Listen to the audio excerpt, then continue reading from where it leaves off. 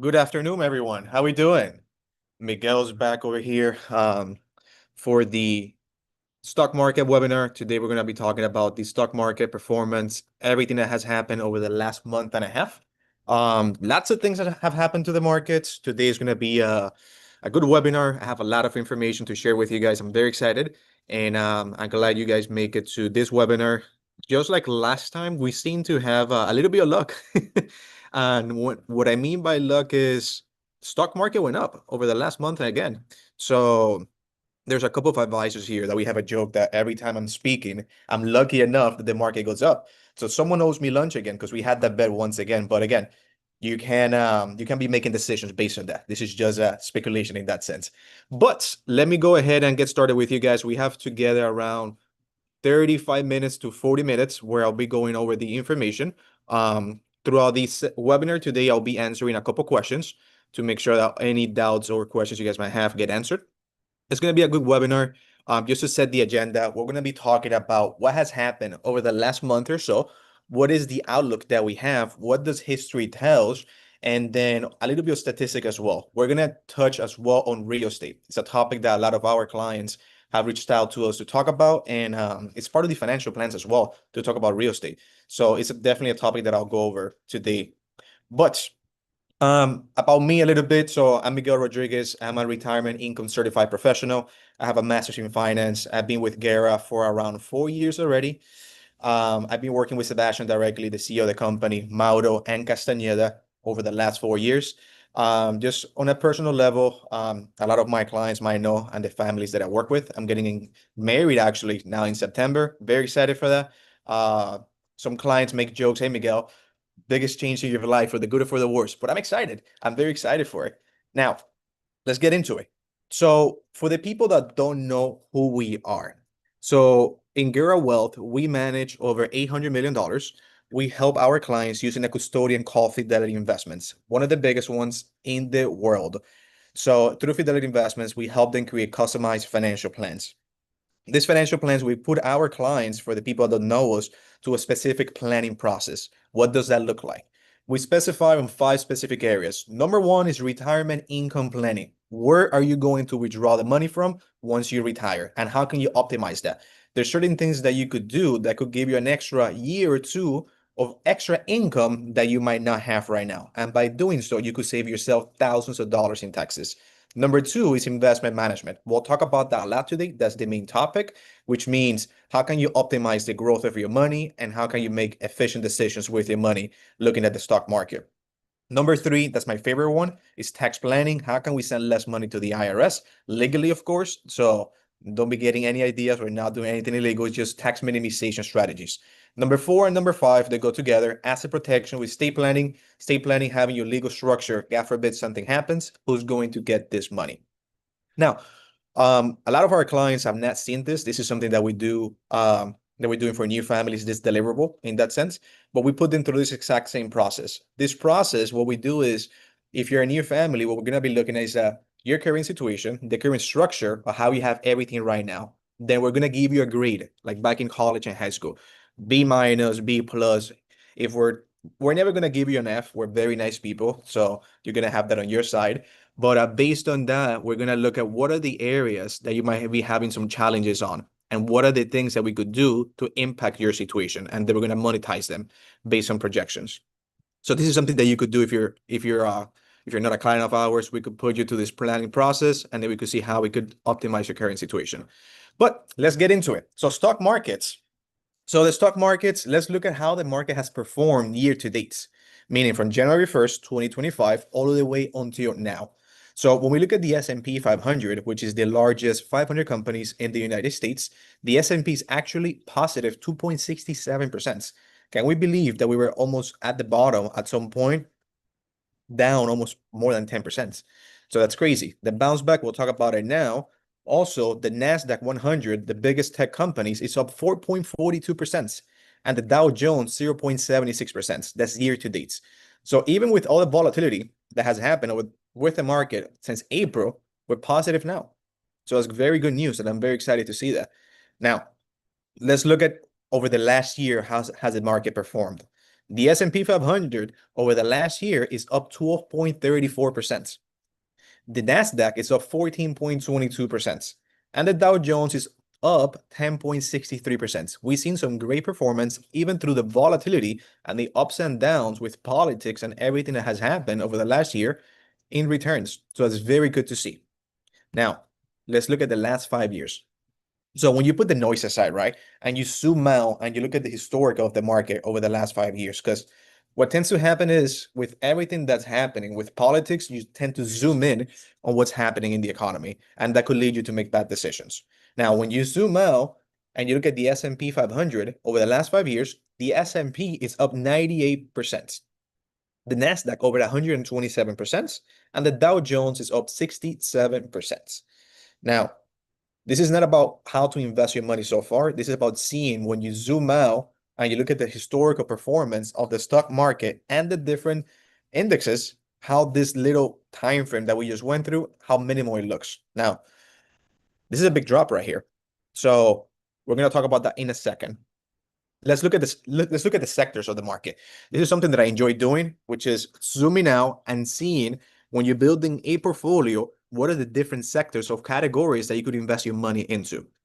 So on the left, you could see all the sectors that the S&P 500 is comprised of. And on the right, you could see the biggest companies that are in that sector. So this is pretty good. It's a heat map that shows you year to date, how have the companies that are inside of each sector performed. So for example, let's look at this so far. So year to date, the best performing sector is industrials. The worst performing sector is down negative 3.15%. Actually, negative 5.81% is consumer discretionary. So for the people that don't know, consumer discretionary is that sector that tracks the spending of the consumer on goods that they don't need to survive. Those are not needs, those are wants in that sense. Now, when you guys look over the last month, you might be seeing, hey, Miguel, I want to stay out of consumer discretionary. I don't want to have any single dollar in there. Well, I want to have all my money in industrials. It's up year to date 9.60%. But now you have to be strategic how you manage your portfolio. There has to be a purpose to the portfolio. If you look at over the last month, the performance of each of the sectors, you might notice that the best performing sector is communications. It's up 11% over the last month. That's very, very good. Most of these gains, it came around when Trump basically lowered the tariffs with China and all the conversations that happened over there. Now, we're going to get to that in a second. But now, the way that we do the management of the portfolios, we do something that's called sector rotating, which means we're analyzing the performance of each of the sectors, and based on that, we're making decisions. Now, if you ask me, Miguel, what did you guys do when the market was going down back in April? Well, we were looking at value companies. We were looking at consumer staples, which at this point right now, when you look at consumer staples, is over here. Over the last 3 months, it's not even one of the best performing. That's why you have to be looking at the portfolio and making decisions. If you get stuck with one single thing, you might miss out on opportunities. Now, on the right side, on that heat map, you could see there's some big red companies that have gone down still. They're still down for the year, such as Apple, Google, Amazon, Tesla. We all been seeing Tesla, the volatility behind Tesla. There's a lot of emotion when it comes down to Tesla. What matters is the fundamentals, which we have to analyze and make decisions based on that. Now, so if we look and we zoom out, right? Let's go back to the S&P 500. The S&P 500 is up 2.47% year to date. If we see everything that has affected the S&P this year, it's mostly on the tariffs. Let's recap what happens with the tariffs. This is something that I did last time on that webinar, but it's good to recap because it's a very good visual. February 1st, tariffs 10% on all goods, 25% on February 10th on steel. March 3rd, tariffs went up to China by 20%. April 2nd, 54%. April 8th, 104%. April 9th, a day later, 145%. And then in May 2nd, tariffs went down to 30%. And the conversations are still going, and there's a lot of negotiation happening right now with China. What happens is the market does not like the unknown. The market wants to price in what's actually going to take place. When tariffs are going around and changing so often, that could affect the stock markets. That could create that volatility that we're seeing here since the year started. It's a matter of how is your money invested? What is the purpose of your money? How much money do you have exposed to the stock market right now? So you cannot make a decision based on emotions. You have to be logical and understand what is happening to the economy and how is your financial plan prepared for times like now. Not if, but when times like now happens. So I'm being blessed enough. I work with many families. And even through this drop that we saw through Liberation Day, all the way from April 8th to June 10th, the market is up 20%. You imagine you would have sold at the bottom of the markets and missed out on that 20%. That's not good. The rally that we saw right now happened very fast. If you're timing the markets, you might be leaving money on the table. The opportunity cost behind it is too big. So you have to be very cautious when it comes down to that. Now, when we look at the stock markets, what happened? Let's look at volatility. I get a lot of questions, Miguel. Are we going to see a steady ride up in the market for the next couple months? Well, we don't know that. And if I did, I promise you, I will tell you. But I don't have the crystal ball. We have to look at fundamentally what's happening to the economy, what are the technicals telling us, and what does history tells us that could happen. Now, let's look at the highlights of what happened with the stock markets. If we look here on the left, the S&P 500, it's up 20% over the last 41 trading sessions. That's the third best run in the century. If you went cash, you could have missed that potentially. That's not good. You have to be very strategic with your money. You need to have a financial plan and understand that financial plan, and which we like to call it the freedom plan. How is your freedom plan structured and how is it prepared for this? So let's look at the NASDAQ. The NASDAQ 100, which is the largest 100 tech companies in the United States, it's up 27.3% over the same time period. The third strongest rally since 2002. It happened very fast once again. Now, since 2008 and 2020, we haven't seen this type of recovery. It happened very fast. And now we're within 2% of all-time highs. So it does not mean that the market is not going to go down. It could happen very fast. A bad news report comes out, there's another tariffs back on China, something like that. It could make the market go down. So you have to be strategic and understand the risk that you have on the table when it comes down to these things. What type of risk is your portfolio taking? How is your portfolio structured? What sectors are you exposed to your portfolio? And what is a GPA behind your portfolio? What is a risk to reward that you have inside of your portfolio? How much are you willing to risk for that type of reward that you're expecting?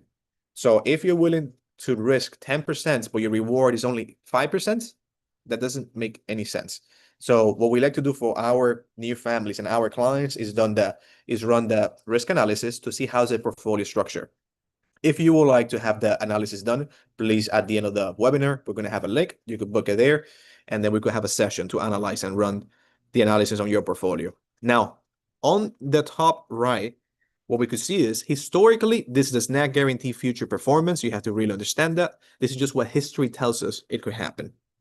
So when you look at the historic of what happens to the S&P 500, when the S&P 500 does more than 5% returns on May, look at what happens to it. Back in 1990, the S&P 500 did a return of 9.2%. The rest of the year, it went down 8.6%. But when you look at May of 1990 to 1991, the S&P 500 did 7.9%. It ended up being positive. 1997, the S&P in one single month, it went up 5.9%. Until the end of the year, it went up another 14.4%. And then for May to May, 28.6%. Now, when you look at the average, right, it's 6%. And towards the ending of the year, it goes up 8.6%. And the average return from one year to the other is 19.9%. That does not mean we're expecting that same return. That just shows us historically when the market has such a strong May, what does it look like towards the ending of the year? And what does it look like for the following year? Now, the economy, it could be very sensitive. Some news report might come out and that could throw the whole thing off. The tariffs could come around and negotiations go wrong or something happens, the market might become very volatile very quick. So the VIX, which it measures volatility, it could go out of whack very quick, and that could cause fear in the market. And then, like I said, the market doesn't like the unknown. We could see a big drawdown. So you have to be very careful. How's your portfolio structure right now? And understand the risk that you have on the table. in that sense. How much money do you have exposed to these things? Now, I'm looking at the live chat right now to see if I answer any questions. So if you guys have any type of questions, drop them down on the live chat. I'll be answering them throughout the webinar. One question that I do see here right now, what do we think? What is that? What do we think about tech? Investing more money into tech? Well, historically, the tech sector is very volatile. If you think about 2022, when you see tech that is doing so good right now, that doesn't mean that the future could look like that. There's a lot of innovation that's happening with tech. There's a lot of artificial intelligence, but that could be also very volatile because there's a lot of regulation that could happen to AI. So in terms of fiscal policy, the governments might come out, put a regulation, and that could affect the tech sector. Earnings could come out bad for a specific company that's one of the biggest ones right now in the AI sector, NVIDIA, and that could drive the tech sector down. So putting all your money into tech, that's definitely not something that you should be doing. You have to understand how is everything structured within your portfolio. Give it a purpose. That's not really diversifying. Now, back in 2022, if you had everything to tech, you were seeing your portfolio mostly red. I bet you might not be happy if that happens. Now, let's go down to fundamentals. What about interest rates and inflation? So inflation, there was an inflation report that came out recently. That inflation report was basically saying that it came under expectations. It came better than expectations. So that was very good for the stock markets. So when it comes down to inflation, the Federal Reserve and Trump are having some issues. So Trump wants to lower interest rates, but Jerome Powell, who's the chairman of the Federal Reserve, is having some issues with that. He does not want to lower down interest rates too fast. That could affect the economy and make inflation come back up. So he's being cautious about it. But now with the reports that are coming out, it's showing that the economy is doing better than it seems because inflation is down. So when you look at basically right now inflation and interest rates, there's a tool that we use. It's called the CME Fed Watch tool. That tool, what it does is it prices in what is the market thinking is going to happen. So that tool is having a very big odds that in September interest rates could go down. And when interest rates go down, historically, the market goes up. Because think about it. Business owners could go to the bank, get a bigger loan at a cheaper cost, get access to capital, and invest that capital back into the business. They could do more marketing, hire more employees. They could invest into new products, innovation. The economy thrives in that sense when interest rates go down. Now, when you have more money as a business owner, you hire more people, you're creating employment. These people that are getting employment, they're gonna get money in their hands and spend that money in other business owners' hands. So there's another cycle that continues in that sense. So I do see here a pair of questions. What do you think about index annuities tied to the S&P 500? An index annuity is a vehicle that you could use to battle the volatility of the stock markets. So there's good and bad annuities, and an index annuity that follows the performance of the S&P 500 could be a very good one. It's just a matter of what is your financial plan. You have to understand the pros and cons of everything. Index annuities tied to the S&P 500 with a good cap could be a very good tool to use in your financial plan. So that's a very good question. Now, let me see another question. So what percentage of my money should be invested into the stock markets and an annuity? It depends. There's not really a right or wrong answer. It just depends on your current situation. What is the purpose behind the money? What is your time horizon on the need of this money? How much of this money do you need for income? How much money are you willing to have exposed to this volatility and you're willing to see a 20% drawdown in your portfolio? Simple numbers. If you have in the stock markets $200,000 out of your $1 million and the market goes down 20%, your $200,000 are going to see the fluctuations of $40,000. How does that make you feel? How's your risk tolerance? So what we do for that is we run a risk analysis from a scale of 0 to 100 and see what is your risk tolerance. Meaning if your risk tolerance is a 40, that means that you should not having all your money in the markets. Your portfolio should not be at risk 80. The closer you are to 100, your hands are getting closer to the fire. The more fluctuations you will be seeing within your portfolio. So now to answer your question, there's not really an answer I could give you. I don't know your current situation. It just depends on your current financial plan. If you would like to know, we could sit down and run an analysis and map out that retirement plan to see what it could look like in that sense. And there's other tools you could use. Now, let's go over now to this over here. Let's look at the housing markets. The housing markets is it's a good topic that I go over with our clients. So there's a lot of clients that have a lot of real estate and they use this real estate for income purposes. Real estate is just another tool that could be used to basically replace your income from your job. It's just a matter of what is the cash flow you're receiving? Is it cash on cash of your investment into the property giving you a good return? So, and now let's look at the real estate market. How has it done over the last year? It's not doing so good right now. So inventory is up 31.5%. And we're seeing record numbers right now when it comes down to real estate and not the good record numbers. There's over 1 million active listings right now. This is a post-pandemic high. Now, home sales, closed listings are down 5%, and pending contracts, the amount of houses that are getting under contract are down 2.5%. That means that there's not that many buyers out there for these houses. So people that were listing their houses at a very high price are having to reduce their listing price. If you think about it, the consumer right now is struggling. And why do I say that? When interest rates are so high, it requires more income to qualify for a bigger loan because your mortgage will be higher due to the interest rates that your mortgage has right now. Interest rates are high. If you're paying 7% interest rate for a mortgage of $600,000, your payments will be higher than $4,500 on a monthly basis. So your income needs to be big enough, your debt to income ratio, to be able to afford that monthly payment. Now, when you look at the amount of days that the houses are staying in the markets, it's around 51 days.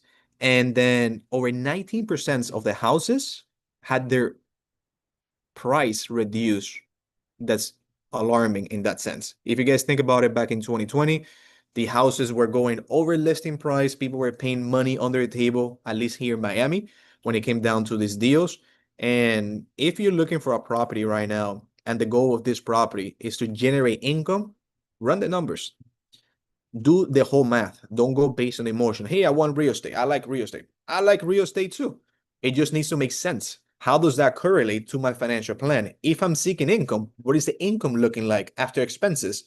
Homeowners insurance, taxes, association, possibly assessments, and the mortgage that you might have right now, subtracted by the rent that you're receiving. You're not factoring at that point vacancy and repairs, which you need to factor. And what is the actual return net that you're receiving? If you're tying up over $100,000 into a property and you're cash flowing $200 a month, that's $2,400 a year. You're making 2.4% and you're tying up the money. Now, the hope is, I'm hoping that at that point, the way you're doing the deal, you're seeking appreciation. But if you're retired and you seek an income, you're making 2.4%. That's not very efficient in that sense. So I see another question here. It's a very good question. So what are the most optimized strategies you could use in times like now when the market is so volatile to reduce your tax liability at the end of the year? Very good question. Now, you could do something that's called tax loss harvesting, which means in times like now, it could be a good time to look at your portfolio, look at the losers that you might have in your portfolio that you don't see a lot of, let's call it, a future with them, and switch them, sell them, take the loss and put it into something that's you see more future with. Now, you have to be very strategic with it. There's a lot of rules, but tax loss harvesting is a very good tool that we use for our clients to minimize the tax liability at the end of the year.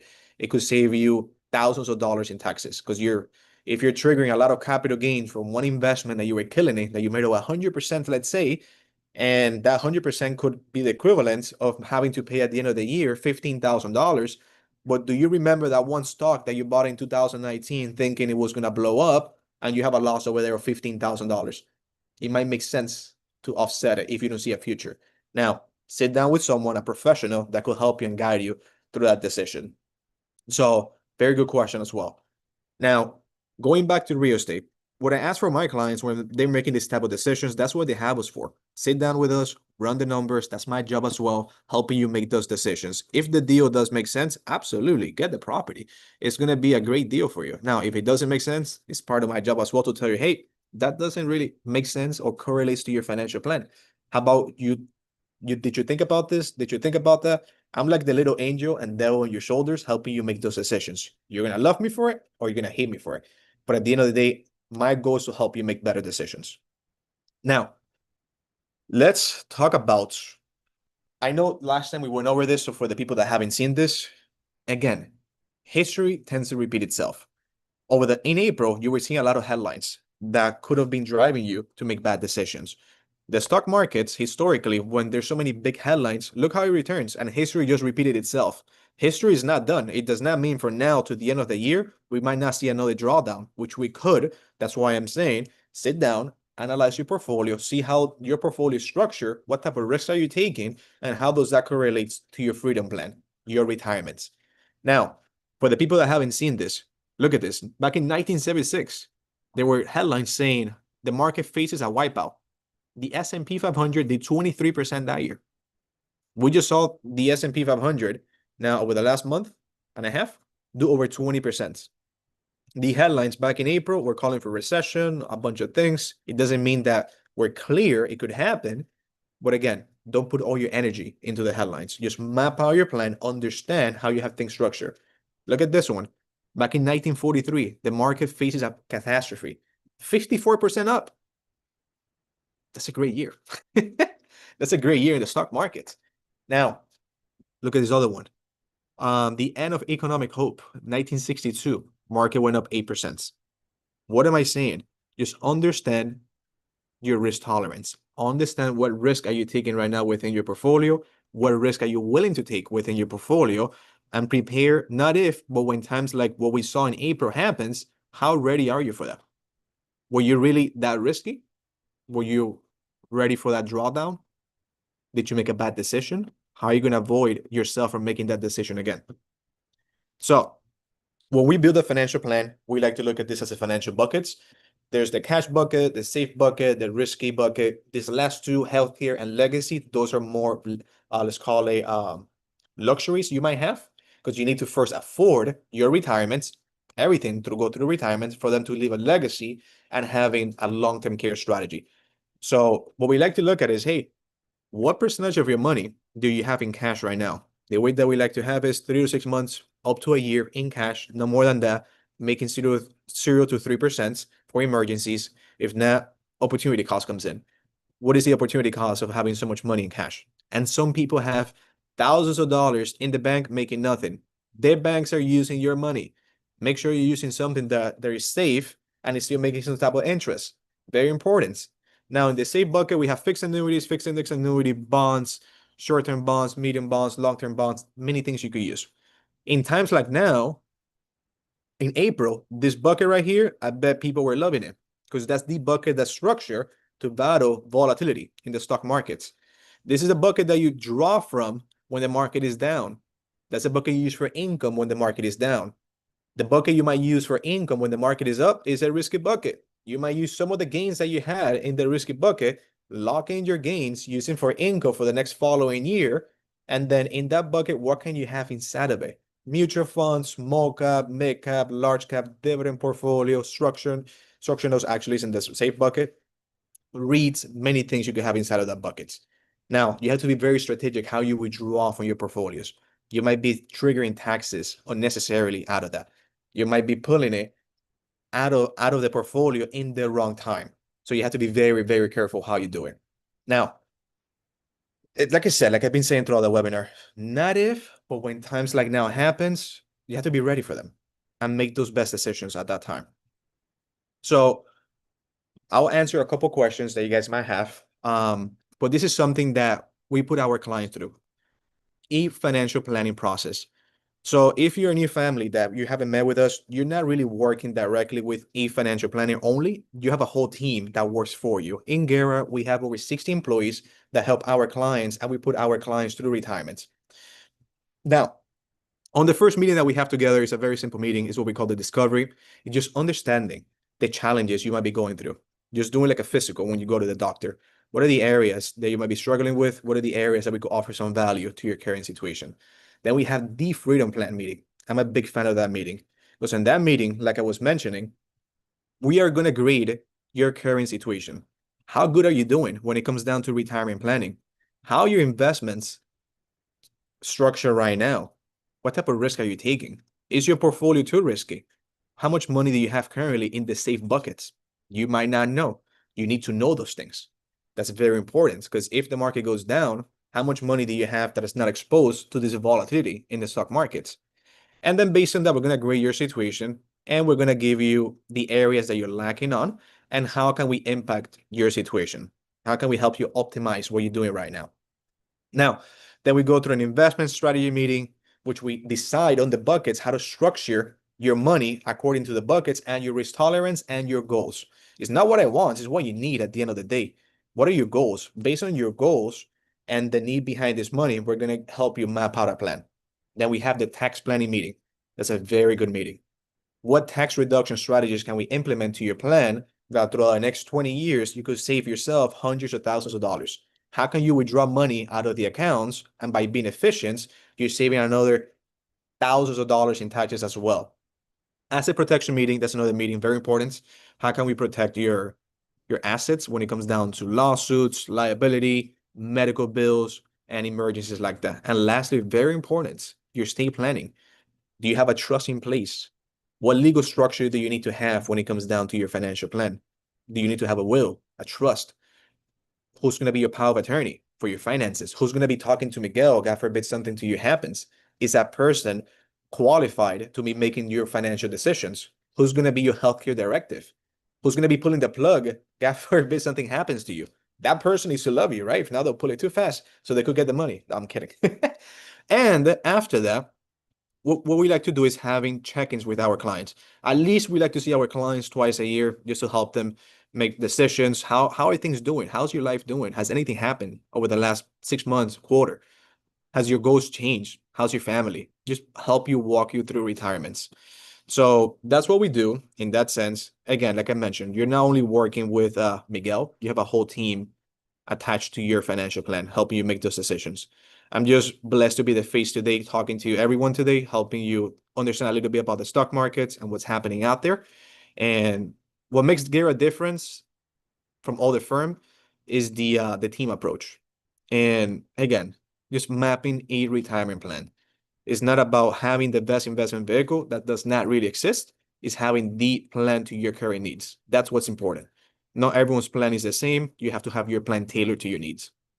Now, if you would like to meet with us, if you're one of our clients, or if you're in your family that has never met with us, you could scan this QR code and then we could book a session. Throughout that session, if you're one of our clients, we could review your accounts, how's everything structured right now, and how you're feeling. Has anything changed? If you're a new family, we'll put you through the Freedom Plan process just to give you a feedback. How's everything doing right now? And if you're looking for some type of help, how can we help you optimize your current situation? So, um, there's a couple questions that I do see here, which is when is a perfect time to buy an investment property? That's a great question. It depends. There's a joke that we have here in the office. It really depends on your current situation, your needs, and your goals. There's not really the best time for everyone. It just depends to your needs and the goals. It goes back to that. So sorry to give you that type of answer, but there's not really a right answer I could give you right now in public. We have to sit down, map out our plan, understand your current situation, and based on that, we could help you determine if this investment property is the right time right now, because there's many factors that comes in when it comes down to that. So, a couple other questions over here. There we go. What is the risk tolerance that someone should have when it comes down to retirement? Well, time horizon is a big deal, which means as you're getting closer to retirement, if you're not retired yet, because I don't know your current situation, it's important to be careful how much money you have in the markets. If another 2008 happens and the market goes down 50%, let's call it, and you have $1 million, your portfolio goes down to $500,000. Do you have enough money at that time to retire and put yourself through retirement? So you have to be aware of what is the risk on the table that you have. And as you get closer to retirement, based on your risk tolerance, you need to tone down the risk. If you're someone that's abnormal, that has an amazing risk tolerance, still, just see how your portfolio is structured. What type of diversification do you have in there? What tools and financial vehicles are you using in there to help your money grow and protect it as well? Um, so I see here another index annuity question. Should I get an index annuity? It depends. It goes down to that. You need to, I don't know your current situation. Index annuities, I'm sorry, it's just another tool you could use for your financial plan. They're a great tool. It's just a matter of the need that you might have. Index annuities, the way that they work, market goes down, your money stays the same. You have a floor that if the market goes down, the balance that you have inside of the accounts will not go down below that. Um, when is the best time to do estate planning? Very good question. The best time to do estate planning is always you should, if you have kids, if you let's call it your older person, God forbid something happens to you, you need to have everything in place. You don't want your family, I don't know your current situation, but I'm guessing you might not want your family to go through probates. Probates is one of the worst things that could happen. Probate, it could take 6 months to a year. I'm sorry, to 6 months to 2 years for them to receive the money. They charge a ton of fees, 2 to 6% of the assets that you might have of your estates, $60,000, $50,000. And then they could choose who gets the money, which you know your family better than I do, and that what the court system knows. And you need to set up who gets this money because it's your money at the end of the day. You don't want the court system deciding who gets your money. It's your money. Very important. That's a service that we have through our company. The estate planning team is a very good team, and we help our clients map out their trust. So if you're retiring before 59 and a half, what assets do you like to see your clients drawing from? It depends what assets they have. If you have qualified funds, which means tax deferred funds, you have to be very strategic when it comes down to it. When it comes down to taxes, penalties, there's certain little things you could do. The rule of 55, you could do a 72T, you could do many things. You have to be strategic. How much money you have in tax deferred? How much money do you have in after tax accounts when you have capital gains to your favor? And see the optimal withdrawal strategy to your current situation. It really depends on how much money you have in each category and the cash needs that you might have. So that's a very good question. But if you're a client, I would love for you to sit down with your financial planner to talk about that. If you're not one of our clients, that's definitely something that you need to sit down and map out because that's a very good question. Now, that's pretty much it for today, everyone. I hope you guys enjoy the webinar today and I answer a lot of your questions. It's again, just sit down with someone that helps you map out your plan and helps you make those tough decisions. And again, I'm blessed to be here talking to everyone, giving you some feedback and information about the stock markets. But that's not everything. That's not everything what we do. You have to look at your taxes, your states, your asset protection, and your withdrawal strategy. That's what makes a plan a plan. And accounts, if you have everything in one single account, that's not really a plan. That's just an account. You have to understand how's everything structured and how does that correlate to your ultimate goal and putting yourself towards retirements. So I hope you guys enjoyed today, and I look forward to our next webinar. Most likely we will be within a month. And we'll put this online. If you need a session, you could just click the link online and we'll book a session with anyone, our clients or people that are not our clients. But that's pretty much it, guys. I hope you guys have a great afternoon, and I will look